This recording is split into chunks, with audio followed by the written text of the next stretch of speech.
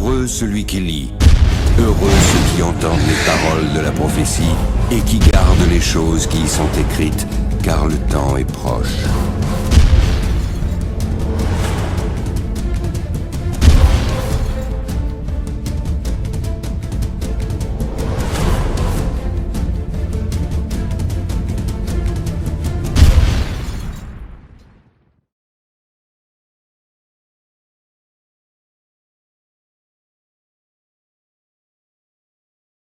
Chers amis, mesdames, messieurs, vous qui nous prenez chaque soir, vous qui êtes avec nous chaque soir, nous vous saluons au nom de Jésus-Christ et nous voulons vous dire merci de nous suivre tout au long de ce programme sur la prophétie aux portes de l'espérance.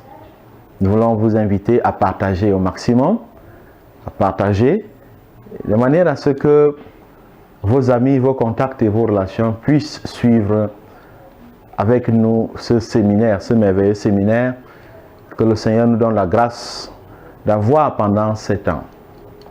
Ce soir, nous voulons répondre à une question. Dieu possède-t-il une église sur la terre? L'église est-elle une institution divine? L'église est-elle nécessaire? Et si oui, comment reconnaître la véritable église de Dieu dans un monde où il y a plusieurs communautés, plusieurs églises, dans un monde où chaque église se réclame d'être l'église du Christ, la véritable église. Dans Matthieu le chapitre 16, verset 16, Jésus demande à ses disciples, qui dit-on que je suis?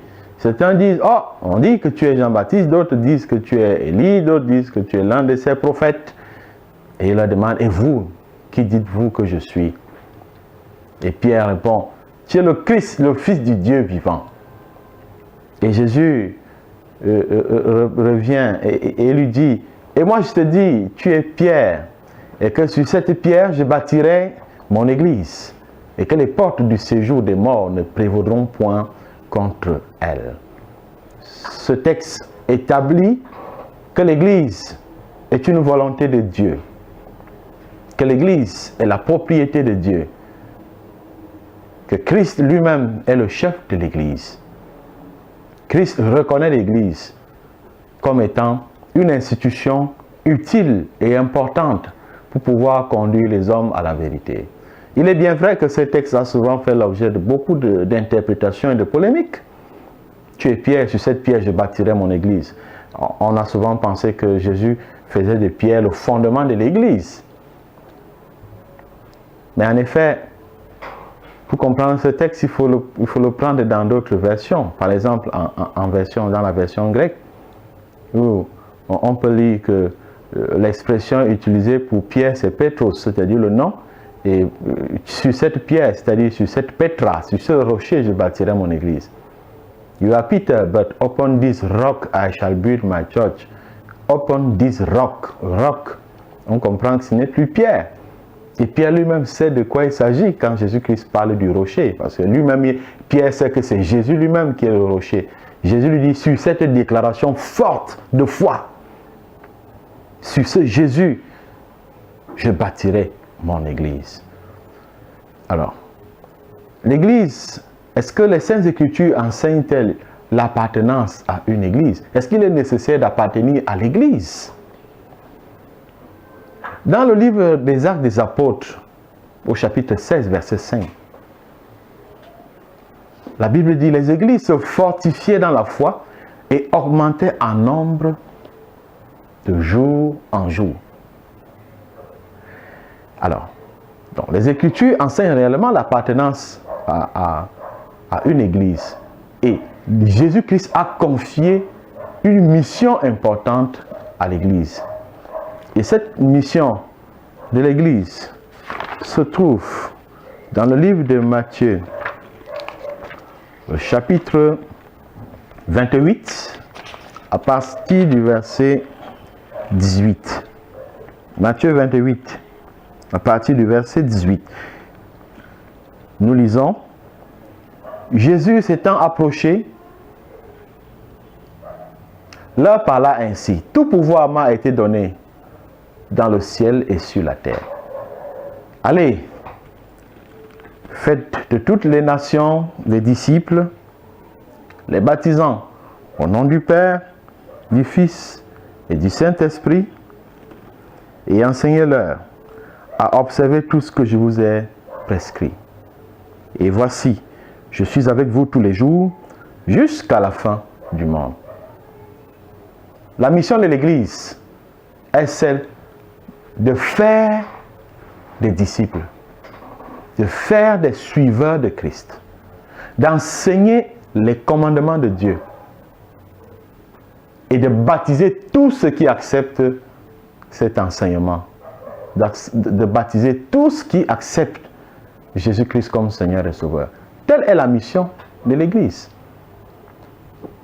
Dans Actes, le chapitre 2, versets 41 et 47, la Bible dit: ceux qui acceptèrent sa parole furent baptisés, et en ce jour-là, le nombre des disciples s'augmenta d'environ 3000 âmes. L'Église est dans sa mission: enseigner, prêcher, baptiser. Et le nombre de disciples s'augmente d'environ 3000 âmes. Et il est écrit au verset 47, « Et le Seigneur ajoutait chaque jour à l'Église ceux qui étaient sauvés. » Donc, l'Église est biblique, c'est une volonté de Dieu, c'est la propriété de Dieu, milieu dans lequel la foi et la foi des fidèles est réchauffée. C'est le milieu où on initie des plans, des perspectives pour prêcher la bonne nouvelle à ceux qui ne la connaissent pas. C'est le lieu où on accueille tous les enfants de Dieu qui ont renoncé à ce monde et qui acceptent Jésus-Christ comme Seigneur et Sauveur. Donc, pourquoi appartenir à une église, hein? L'église est la propriété de Dieu. La Bible parle de l'église. Les Saintes Écritures enseignent qu'il faut appartenir à une église. Le Christ confie une mission à l'église, et puis, pour des soucis d'organisation de cette mission, il faut bien qu'il y ait une église. Alors, si Dieu a une église sur terre, comment pouvons-nous la découvrir? Est-ce que l'église, est-ce qu'on découvre la vérité par une église? Est-ce que pour découvrir la vérité, je dois être dans une église? Est-ce que la vérité se trouve dans l'église? Je dirais non. Parce que, en fait, on découvre la vérité à travers l'étude profonde de la parole de Dieu. Et maintenant, quand on a découvert la vérité à travers la parole de Dieu, maintenant, c'est l'église qui se découvre par la vérité. L'église n'est pas nécessairement le lieu où on trouve la vérité. Mais lorsqu'on connaît la vérité, il est plus facile pour nous de découvrir la véritable église. Parce que la Bible nous enseigne comment découvrir la véritable église. Et la Bible nous enseigne les critères, les caractéristiques de la véritable église de Dieu. Il y a des centaines de confessions religieuses aujourd'hui dans le monde. Cependant, la Bible peut nous donner la possibilité de connaître comment nous situer dans cette confusion, dans cette multitude, dans ce pluralisme religieux. Alors, je voudrais encore nous permettre de nous plonger dans l'Apocalypse pour découvrir une révélation de Dieu sur son Église. Ceci nous permettra, bien évidemment, de comprendre comment nous pouvons nous situer par rapport à cette multitude de religions aujourd'hui. Ou alors, comprendre comment Satan a-t-il procédé pour que nous ayons aujourd'hui des religions aussi différentes, aussi divergentes, des doctrines et des points de vue aussi divergents, aussi différentes, de manière à nous aider à faire le meilleur choix. Dans le livre d'Apocalypse, chapitre 12, on nous présente des forces du bien et du mal en bataille, en opposition. Une femme vêtue de blanc, symbole de l'Église, pure, mais attaquée par Satan. Apocalypse chapitre 12, versets 1 et 2. Un grand signe parut dans le ciel, une femme enveloppée du soleil, la lune sous ses pieds et une couronne de 12 étoiles sur sa tête. Elle était enceinte et elle criait, étant en travail et dans les douleurs de l'enfantement. Que symbolise la femme? Quand on parle de la femme dans les Saintes Écritures, peut-être qu'il faudrait qu'on lise 2 Corinthiens chapitre 11 verset 2. Il est écrit, car je suis jaloux de vous d'une sainte jalousie de Dieu, parce que je vous ai fiancé à un seul époux, pour vous présenter à Christ comme une vierge pure. Donc, d'après les Saintes Écritures, la femme vêtue de blanc représente le peuple de Dieu qui est marié à Christ. Alors, revenons sur le texte d'Apocalypse 12. L'ange dit, il y eut guerre dans le ciel. Michael et ses anges combattirent contre le dragon. Et le dragon et ses anges combattirent. Mais ils ne furent pas les plus forts. Et leur place ne fut plus trouvée dans le ciel. Et il fut précipité, le grand dragon, le serpent ancien appelé le diable et Satan. Celui qui séduit toute la terre. Il fut précipité sur la terre et ses anges furent précipités avec lui. Le verset 13. Quand le dragon vit qu'il avait été précipité sur la terre, il poursuivit la femme qui avait enfanté l'enfant mâle. Ce texte nous parle de la chute de Satan au ciel. Le conflit cosmique, la guerre entre le bien et le mal a ses origines dans le ciel. Lorsque Satan voulut s'élever au-dessus du trône de Dieu, il est précipité sur la terre. Mais en étant précipité, lorsqu'il est précipité sur la terre, il descend et il vient faire la guerre à la femme. Qui est donc cette femme? Nous avons vu que cette femme représentait l'Église. Mais de manière réelle, de manière concrète, il se trouve que lorsque Marie enfante Jésus, l'enfant Jésus sera au centre, n'est-ce pas, des artifices de Satan, qui sait que le Sauveur du monde est né et il va mettre sur pied un ensemble d'artifices pour détruire cet enfant. C'est pourquoi il va motiver Hérode à prendre la décision de tuer tous les enfants mâles, de telle sorte que Jésus-Christ soit également tué dans ce vent d'arrogance et de brutalité. C'est pourquoi l'ange va avertir Joseph et sa femme qui vont fuir et qui vont se réfugier en Égypte. Et là, la prophétie s'accomplit d'une certaine façon. C'est-à-dire que Satan vient faire la guerre à la femme de façon réelle, avec pour intention de tuer son enfant. Mais bien au-delà du contexte immédiat de Jésus-Christ, il faut voir la bataille que Satan livre à l'Église tout entière, le corps de Christ, le peuple de Dieu. Apocalypse chapitre 12, verset 5. Elle enfanta un fils qui doit paître toutes les nations avec une verge de fer. Et son enfant fut enlevé vers Dieu et vers son trône. Le contexte immédiat, c'est également Jésus-Christ. Cette prophétie annonce la venue de Christ, son ministère, mais également la fin de ce ministère et la montée de Christ au ciel. Le retour de Christ dans son trône au ciel d'où il est venu. Au verset 11, la prophétie dit, ils l'ont vaincu à cause du sang de l'agneau et à cause de la parole de leur témoignage. Ils n'ont pas aimé leur vie jusqu'à craindre la mort. Ce texte déclare que Satan a été vaincu à cause du sang de l'agneau. C'est-à-dire, à cause de la mort de Christ, Satan a été battu et son plan de maintenir l'humanité sous le poids du mal et de la malédiction du péché a été voué à un échec.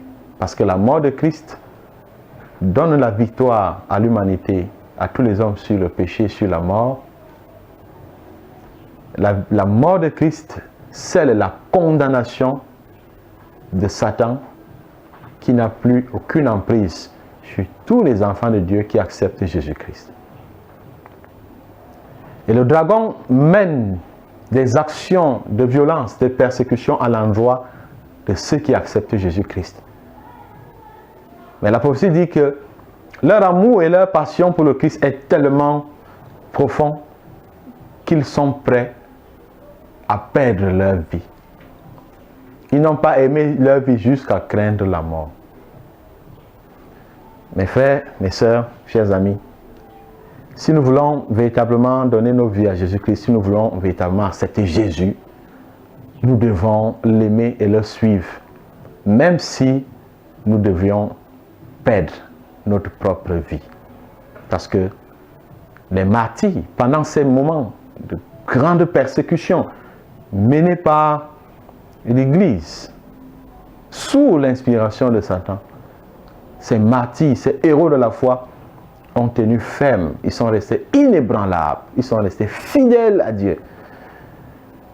Qu'est-ce qui peut me séparer de l'amour de Christ lorsque mon espérance est fondée sur cette relation intime avec Jésus-Christ?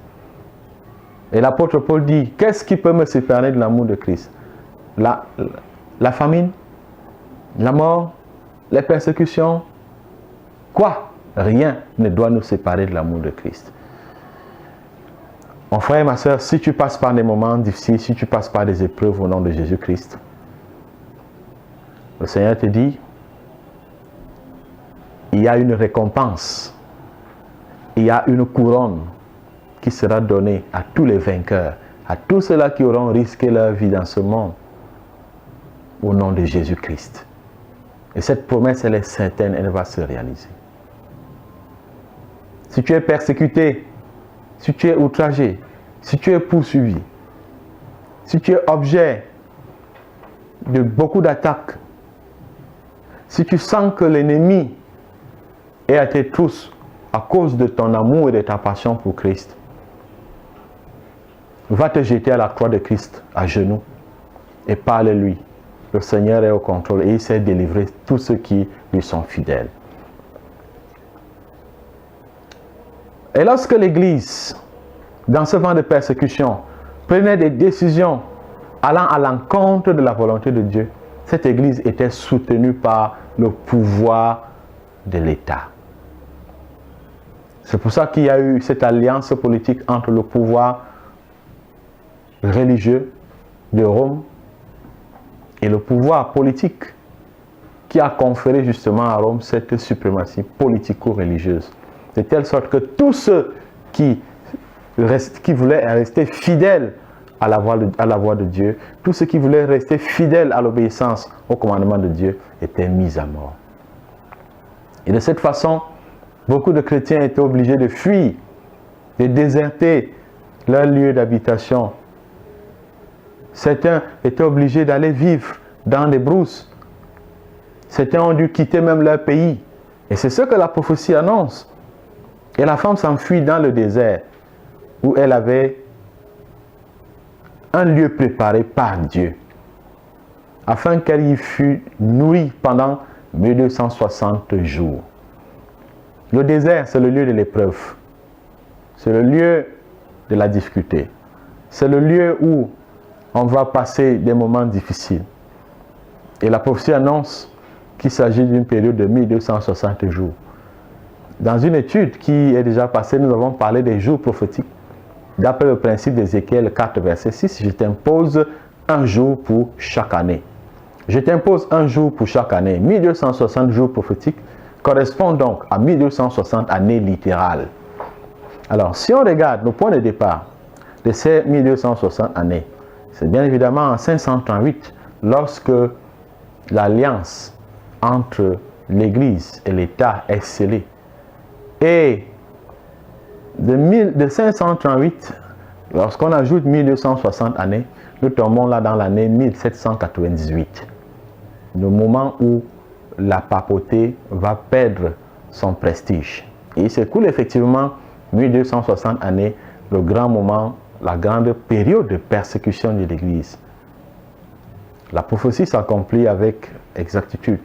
Des hommes et des femmes fidèles à Dieu tinrent la lampe de la vérité allumée malgré ces moments de persécution. Et d'après les documents de l'histoire de l'Église chrétienne, il est dit, The History of the Pope, l'histoire des papes, volume 2, page 334, un grand nombre de personnes furent chassées de leur demeure avec leurs femmes et leurs enfants, dépouillées et nues. La plupart d'entre elles furent cruellement massacrées.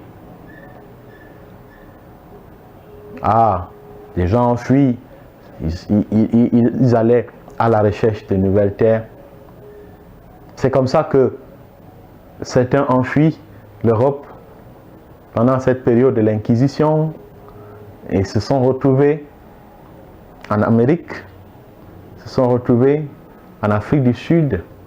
C'est pour ça que vous verrez que ces terres sont des terres à prédominance protestante, parce que ces terres ont accueilli des fidèles qui voulaient rester attachés au commandement et à la vérité. C'est pour ça que vous verrez que les États-Unis d'Amérique sont la terre d'accueil, la terre du protestantisme. C'est le pays du protestantisme. L'Afrique du Sud, les Boers, les Hollandais qui fuient l'Europe, ils vont se réfugier dans ces terres. C'est pour ça que vous verrez que c'est des terres à prédominance protestante. À la fin de la prophétie de 1260 années, la prophétie prédit l'apparition du mouvement de Dieu des derniers jours. Et c'est ce que nous lisons dans Apocalypse, le chapitre 12, verset 17. Le dragon fut irrité contre la femme. Il s'en alla faire la guerre au reste de sa postérité. À ceux qui gardent les commandements de Dieu et qui ont le témoignage de Jésus-Christ. C'est-à-dire que jusqu'à la fin des temps, Satan continue de s'acharner contre la postérité de la femme, la postérité de Christ. Le dragon a déjà été vaincu par la mort de Christ, mais il multiplie cependant ses stratagèmes, ses assauts contre le reste. Et que signifie ce reste? Le mot reste signifie ce qui demeure et qui ressemble à l'original. Et le livre de l'Apocalypse nous présente justement ces caractéristiques du reste. C'est-à-dire que quel est ce peuple? À quoi ressemble ce reste? Il y a un vent de persécution. Un vent de persécution qui est de nature à pousser les gens à démissionner et à abandonner la vérité. Les gens ne veulent pas risquer leur vie. Les gens renoncent à leur foi authentique parce qu'ils veulent conserver leur vie. Il y a des gens qui sont séduits par Babylone. Il y a des gens qui portent la marque de la bête. Il y a des gens qui s'allient au système de la bête. Mais il y a quand même un petit groupe, le peuple de Dieu, à la fin des temps, qui reste fidèle à la volonté de Dieu, qui reste fidèle au commandement de Dieu et à la foi de Jésus-Christ. Et justement, quelle est la caractéristique de ce reste? Apocalypse chapitre 12, le verset 17. Il est écrit, « Et le dragon fut irrité contre la femme, il s'en alla faire la guerre au reste de sa postérité. » Et quelle est la caractéristique de ce reste? À ceux qui gardent les commandements de Dieu et qui ont le témoignage de Jésus. Ils gardent les commandements de Dieu, premièrement, et ils ont le témoignage de Jésus. Dans Apocalypse, le chapitre 14, verset 12, il est dit, c'est ici la persévérance des saints qui gardent les commandements de Dieu et la foi de Jésus-Christ. Alors, l'Église du reste de Dieu, voici ses caractéristiques. Deux principales caractéristiques distinctives. Tout d'abord, elle obéit avec amour au commandement de Dieu. Mais deuxièmement, elle a le témoignage de Jésus-Christ. Lorsque nous lisons Apocalypse, le chapitre 19, le verset 10, et je tombais à ses pieds pour l'adorer, mais il me dit, garde-toi de le faire, je suis ton compagnon de service et celui de tes frères, qui ont le témoignage de Jésus. Adore Dieu, car le témoignage de Jésus est l'esprit de prophétie. Ils gardent les commandements de Dieu et ils ont le témoignage de Jésus, c'est-à-dire l'esprit de prophétie. Si une église garde les commandements de Dieu, tous les commandements de Dieu, tels qu'ils sont écrits dans la Bible, sans en retrancher un seul, sans enseigner de transgresser un seul, et que cette église a le témoignage de Jésus, c'est-à-dire l'esprit de prophétie. Avoir l'esprit de prophétie, c'est avoir cette disposition à écouter la prophétie, à l'enseigner, mais surtout à la mettre en pratique. Cette disposition à être guidée, à être influencée par les messages prophétiques, cette disposition à enseigner au monde la prophétie biblique, c'est cela, avoir le témoignage de Jésus, l'esprit de prophétie. Ils gardent les commandements de Dieu, y compris le sabbat biblique, et ils ont l'esprit de prophétie. Ils enseignent la prophétie, ils sont guidés par la prophétie et ils suivent les instructions de la prophétie. Voilà le peuple du reste. Voilà l'église de Dieu à la fin des temps. Et le dragon fut irrité contre la femme, il s'en alla faire la guerre au reste de sa postérité.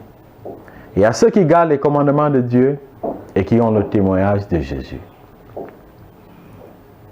Dans 1 Corinthiens chapitre 1, versets 6 et 7, l'apôtre Paul écrit, « Le témoignage de Christ ayant été solidement établi par vous de sorte qu'il ne vous manque aucun don. Dans l'attente où vous êtes et de la manifestation de notre Seigneur Jésus-Christ. » L'apôtre Paul est en train de dire que dans les derniers jours, l'église de Dieu, l'église du reste, garde les commandements et le don, et a le don de la prophétie. Dans Daniel chapitre 8, verset 14, il me dit 2300 soirs et matin, puis le sanctuaire sera purifié.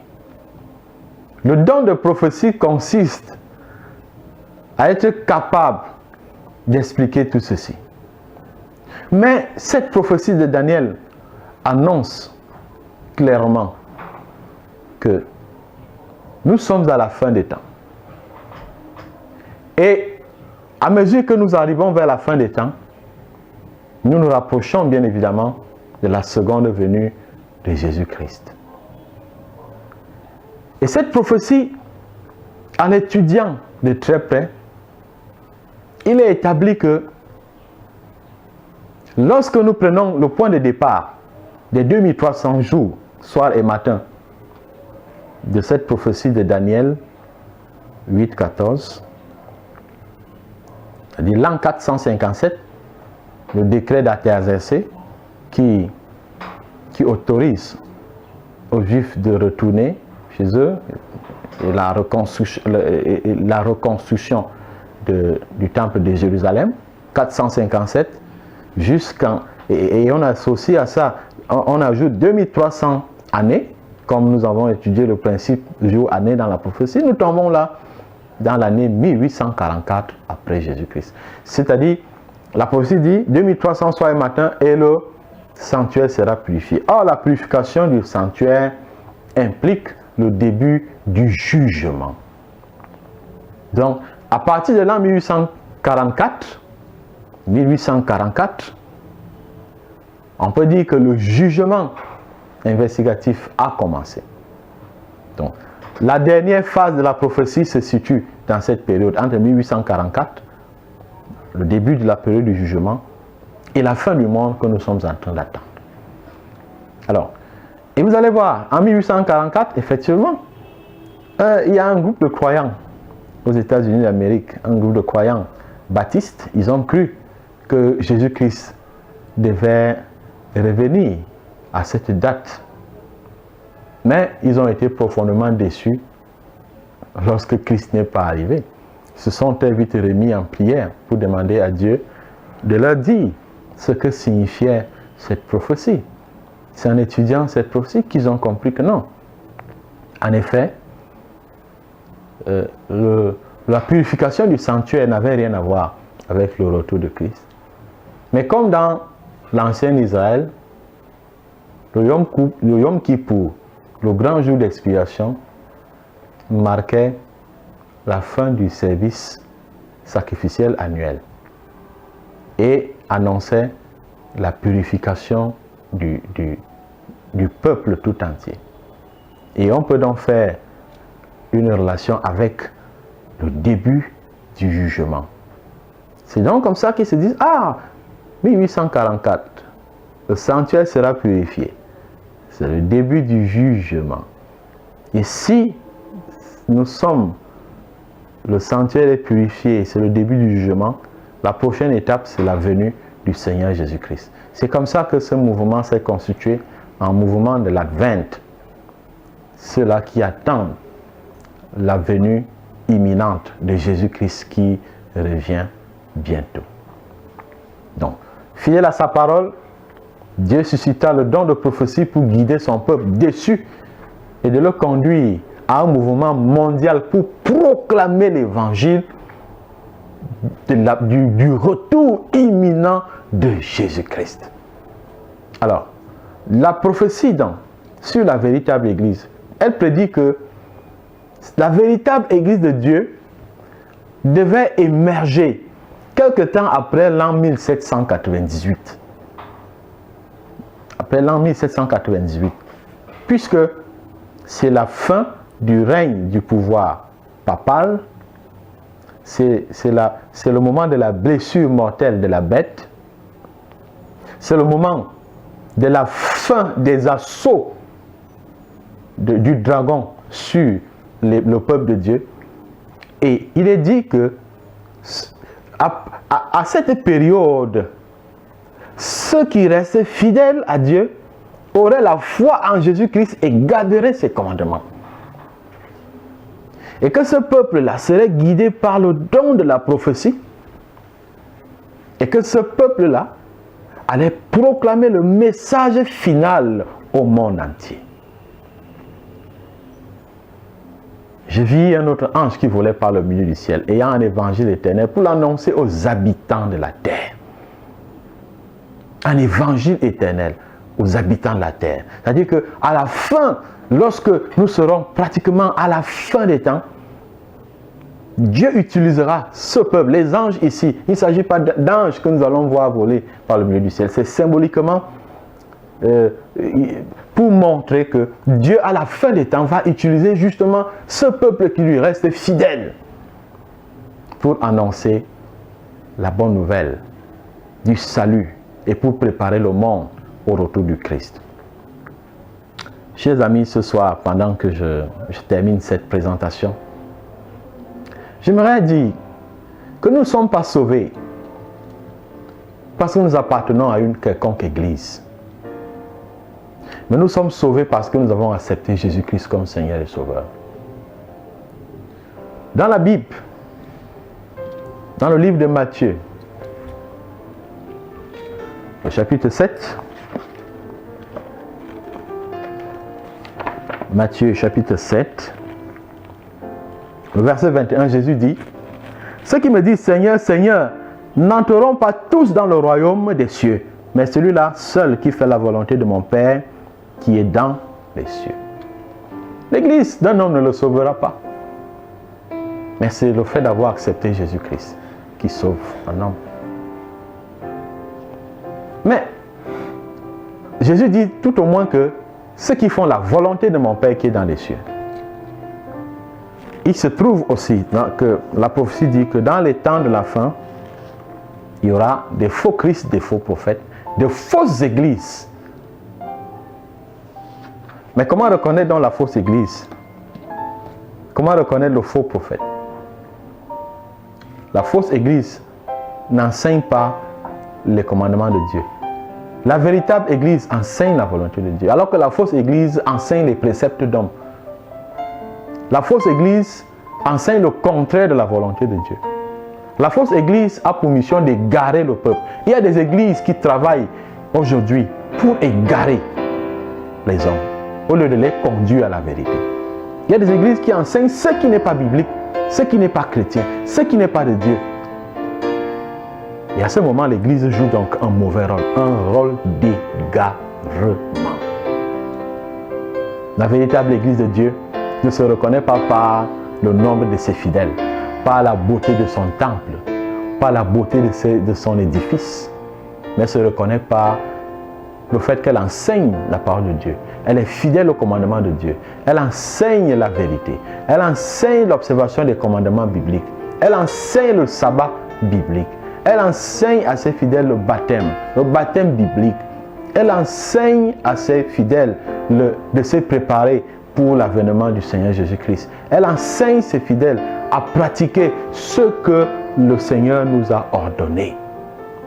Voilà la véritable église de Dieu. Mon frère et ma soeur, si aujourd'hui tu te rends compte que tu as marché sur un mauvais chemin, le Seigneur te demande de faire machine arrière. Si tu te rends compte que tu t'es égaré depuis tant d'années, il n'est jamais tard de prendre une bonne décision. Il n'y a pas de honte à se repentir et à faire ce qui est bien. L'apôtre Paul était sûr de lui, mais sur le chemin de Damas, Jésus lui dit, Saul, pourquoi me persécutes-tu? Il dit à Jésus, que veux-tu que je fasse? Ah, il semble qu'il était conscient qu'il était sur le bon chemin alors qu'en fait il se trompait. Et sa rencontre avec Christ lui a permis de se rendre compte qu'il était sur le chemin de la perdition. Et avec beaucoup d'humilité, il a accepté Jésus-Christ et il est devenu une nouvelle personne. Si tu te rends compte que jusqu'ici tu as marché dans l'erreur et que tu as été dans l'église, une église qui n'enseigne pas les commandements de Dieu et les préceptes de Dieu, Jésus dit, sortez du milieu d'elle, afin que vous ne participiez point à ses péchés. Il faut avoir le courage de sortir.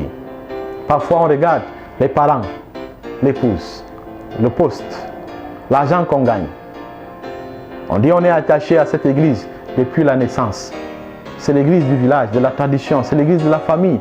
Que ferais-je? Jésus dit, vous connaissez la vérité et la vérité vous affranchira. Maintenant, j'aimerais prier pour toi ce soir, pour que le Seigneur bénisse l'influence de sa parole dans ton cœur. Seigneur, notre Dieu, notre Père, tu nous enseignes que tu as ton Église en cette fin des temps. Et ton Église est ce groupe de croyants qui ont renoncé à ce monde et qui ont accepté Jésus-Christ comme Seigneur et Sauveur. Et ce groupe de croyants reste fidèle à ta parole, observe tes commandements, garde la foi de Jésus-Christ. Ô Père, dans un monde qui est sous l'emprise de l'ennemi, qui tente de distraire quelques-uns par ce vent de doctrine et cette multitude d'églises, aide-nous, Seigneur, à trouver le bon chemin. Montre-nous là où tu voudrais que notre foi puisse être exercée et là où tu voudrais que nous puissions accomplir la mission que tu nous as assignée. Brise les résistances et surtout que ton Esprit Saint puisse nous convaincre au-delà de nos appréhensions et de nos préoccupations. Bénis les cœurs qui reçoivent cette parole ce soir et produis en eux les fruits de l'Esprit, les fruits du salut. Au nom de Jésus-Christ. Amen. Que le Seigneur vous bénisse et qu'il bénisse les moments que nous avons passés ce soir. Au plaisir de vous retrouver demain. Je vous souhaite une excellente soirée. Vos commentaires, vos préoccupations, vous pouvez les laisser, n'est-ce pas, au niveau des commentaires ou nous contacter au numéro qui s'affiche. Shalom.